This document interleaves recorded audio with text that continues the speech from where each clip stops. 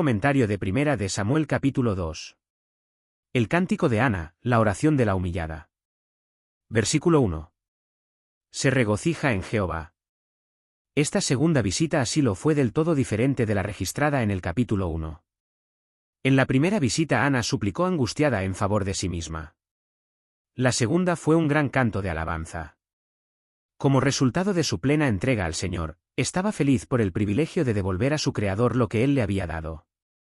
Al hacer esto, experimentó el gozo supremo, pues ¿acaso no había aprendido a apreciar la amante bondad divina en una forma nueva? Ella ensalzó a Dios como el autor de la misericordia revelada en su compasión por los desvalidos.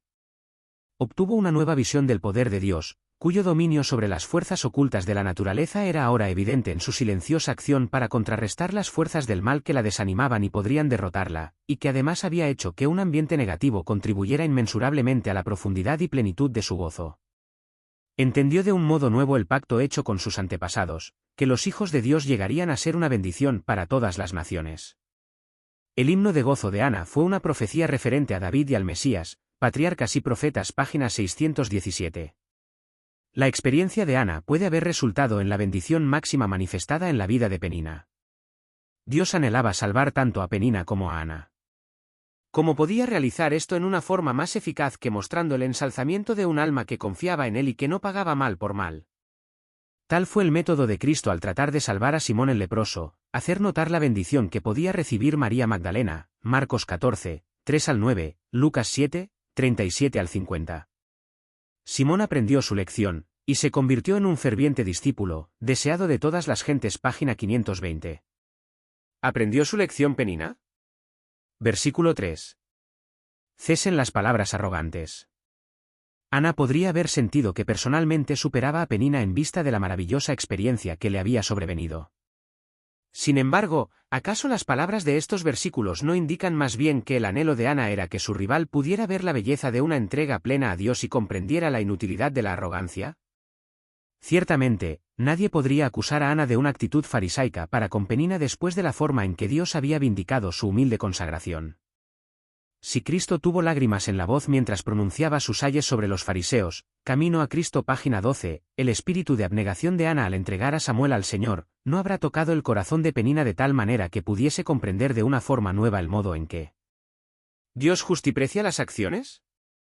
Él permite que los que, como Penina, se sienten autosuficientes cosechen el fruto de su propio egoísmo, que es muerte espiritual.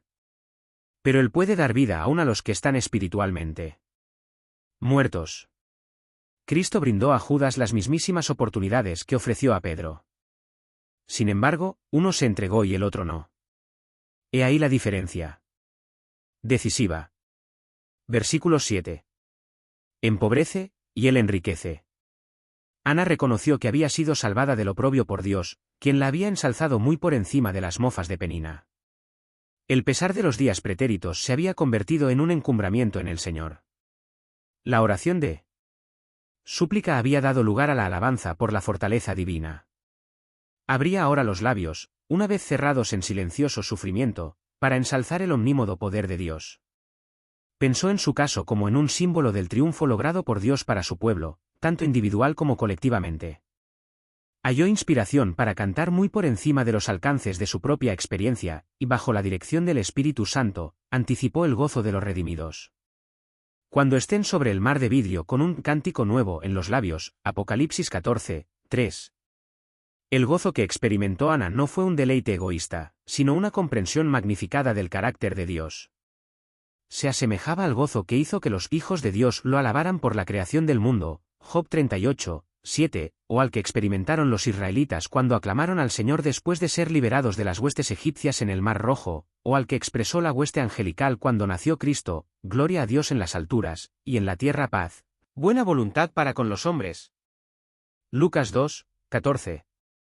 Las mofas y aflicciones sufridas en el hogar fueron precisamente el ambiente en el cual una visión tal de la salvación de Dios pudiera desarrollarse de tal modo que produjese un cielo en la tierra. Ana llevaba el cielo en el corazón pues había aprendido a amar al mundo como Cristo lo ama, ver deseado de todas las gentes, página 298. Versículo 8. ¿Él levanta? El alma cristiana, consciente siempre de su impotencia, mediante el poder de Dios se eleva por encima de las fuerzas del egoísmo. Ceñida con la fortaleza de lo alto, un alma tal vence las dudas pasadas, los temores y las tentaciones. La victoria ocupa el lugar de 462 la derrota, y en la plenitud de gozo el alma se forma a la imagen de Cristo. Versículo 10. Poder a su Rey. Durante años Ana había estado viendo como en un espejo, oscuramente, 1 Corintios 13, 12, pero ahora con mirada profética habla de su fe en el triunfo final y completo de Cristo. Así como Dios ha ensalzado el poderío de ella, también ensalzará el poderío de su ungido. Ver Filipenses 2, 9 al 11, porque muchos de los que viven en esta última generación no permiten que el Señor los eleve en medio de su ambiente desfavorable para que, como Ana, le canten un himno de alabanza y agradecimiento en el mar de vidrio. Apocalipsis 14, 3. Versículo 11. El niño ministraba. La palabra traducida al niño es nagar, que significa un muchacho de cualquier edad hasta la madurez. A los 17 años José es llamado Nahar. El mismo término se aplica a los hijos de Elí en el vers. 17. No se sabe cuántos años le llevaban a Samuel. De acuerdo con el contexto, Elí los hizo sacerdotes antes de que llegaran a la madurez. Se calcula la edad de Samuel entre los 3 y los 15 años. Cuando un hijo asume alguna responsabilidad desacostumbrada, muchas veces sus padres procuran de esa manera obtener alguna ventaja para ellos. Es digno de mucho encomio Elcana porque, aunque era levita, continuó con su forma habitual de vida en Ramá. Conociendo, como seguramente conocían, la naturaleza del ambiente que rodearía a Samuel, Elcana y Ana deben haber sentido alguna preocupación cuando colocaron su ofrenda para el Señor en las manos de Elí y de sus 2 hijos. Cuanto mayor debe haber sido la preocupación del Padre Celestial cuando colocó a su hijo dentro de la influencia y de las acechanzas de los indignos sacerdotes de sus días.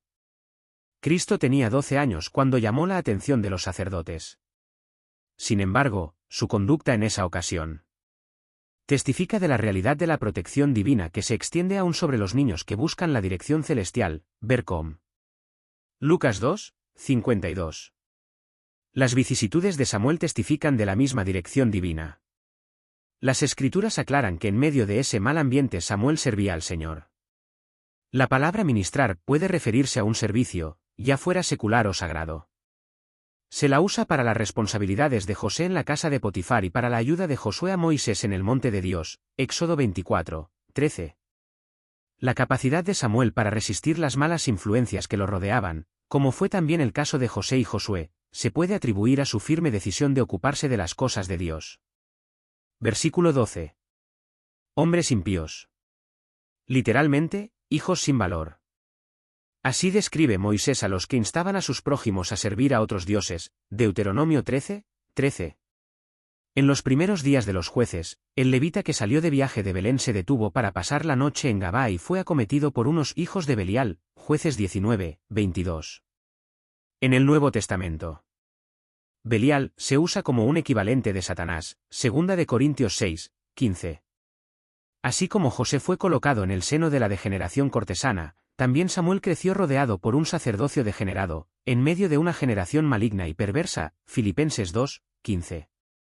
Habiéndose rendido a las malas pasiones, Ofni y Faíns no tenían el debido concepto del Dios a quien debían servir. No disfrutaban de comunión con Él, no simpatizaban con sus propósitos y no sentían su obligación para con Él. Meramente usufructuaban los cargos que tenían por derecho hereditario para su propio egoísmo y sus fines corruptos. Robaban al pueblo para complacer sus apetitos personales. Robaban a Dios no solo de la parte que les correspondía en los sacrificios, sino también menoscababan la reverencia y el amor de los adoradores. Mediante sus viles concupiscencias rebajaban el servicio del Señor ante los ojos del pueblo al nivel de las orgías sensuales de los bosquecillos de ídolos vecinos. Pero Dios permite que un alma sea colocada en medio de circunstancias tales para probar al universo que un mal ambiente no determina necesariamente el destino de un alma. Conociendo el espíritu codicioso de Judas, nadie pensaría hoy en colocarlo como tesorero. Sin embargo, Jesús así lo hizo, deseado de todas las gentes. 260. Tenía el propósito de que Judas quedara tan impresionado con cosas mucho más valiosas, que se entregara de todo corazón a su Salvador. Jesús amaba a Judas y hubiera querido convertirlo en uno de los principales apóstoles. Ver deseado de todas las gentes. Página 261.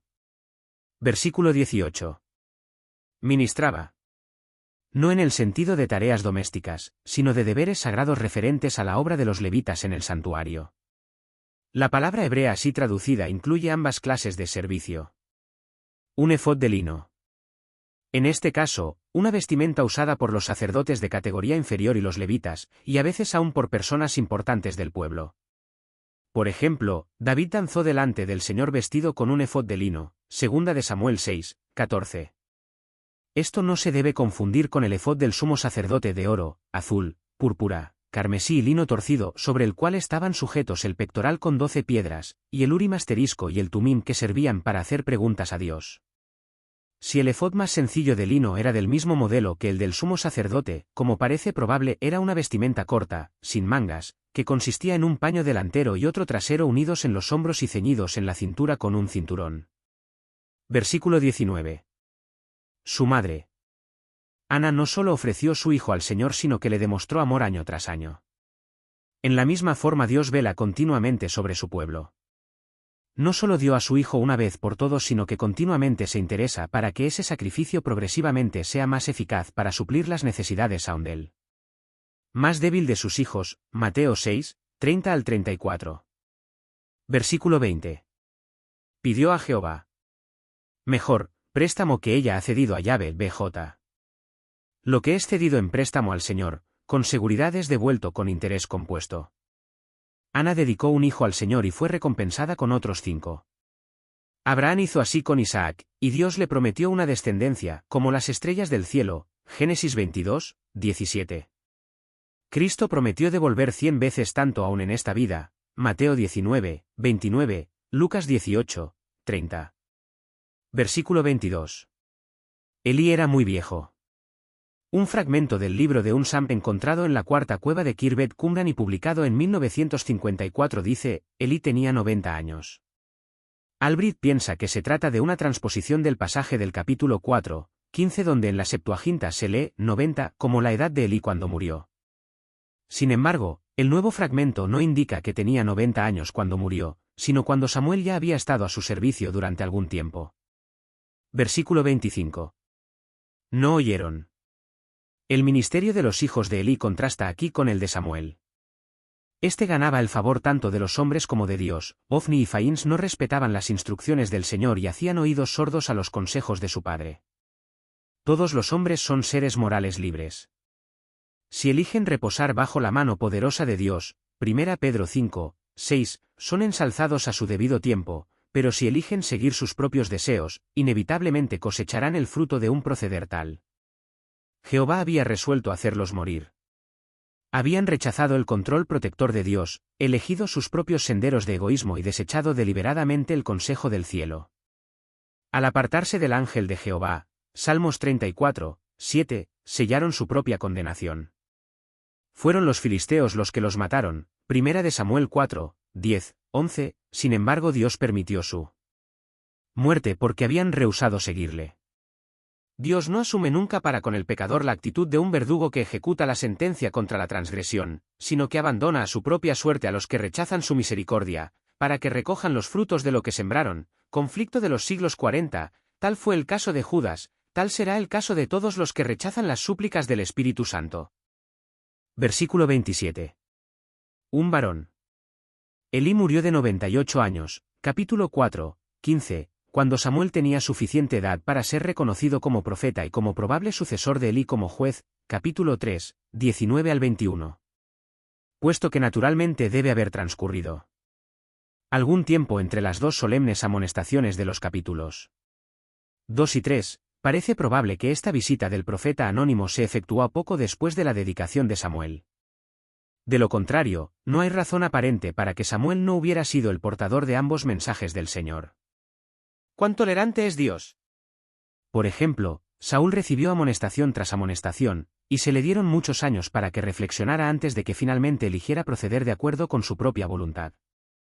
Pero Elí se rindió ante las exigencias familiares en vez de cumplir con su deber ante Dios en bien del pueblo. La virtud no se hereda, se adquiere. Los hijos de Elí heredaron una responsabilidad sagrada y un nombre honorable. Sin embargo, debido al egoísmo, de tal manera se habían convertido en siervos de Satanás, que merecían la reprobación unánime del pueblo. cuando su padre dejó de ejercer su autoridad, se le advirtió que así 464 como la reverencia y la honra producen una cosecha de buen carácter y utilidad, también cuando se siembran irreverencia y deshonra, los resultados son pesares y chascos. Versículo 32. La ley del servicio propio es la ley de la destrucción propia, deseado de todas las gentes. Página 577. Versículo 34. En un día. Puesto que Ofni y Faín habían abusado de las cosas del Señor, iban a sufrir una muerte violenta. Con la esperanza de desviarlos de su mal proceder, Dios descorrió brevemente la cortina del futuro.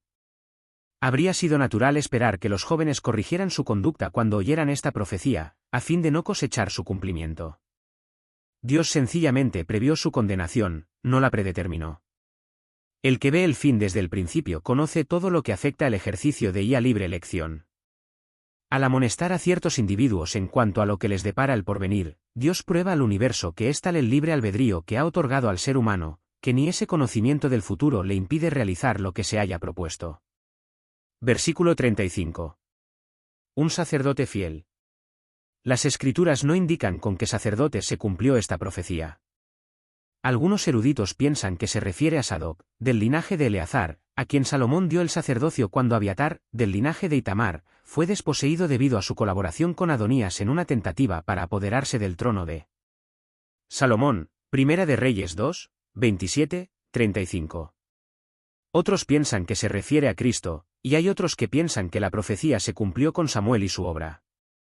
Pero la lección importante de esta declaración debe buscarse en el hecho de que el hombre no puede impedir el cumplimiento final del deseo de Dios de restaurar su propia imagen en el corazón del hombre. A Israel se le había entregado el servicio del santuario con todo su minucioso simbolismo para ilustrar el medio por el cual obra Cristo. Con todo, aunque sacerdotes y gobernantes rechazaron el plan, todavía el propósito de Dios, que no conoce ni prisa ni pausa, avanzó ininterrumpidamente hasta su cumplimiento pleno. Si el hombre elige proceder así, puede asociarse con Cristo en el logro de esta meta. Si rehúsa, Él es el único culpable. No puede acusar a Dios de que tenga malos designios contra él.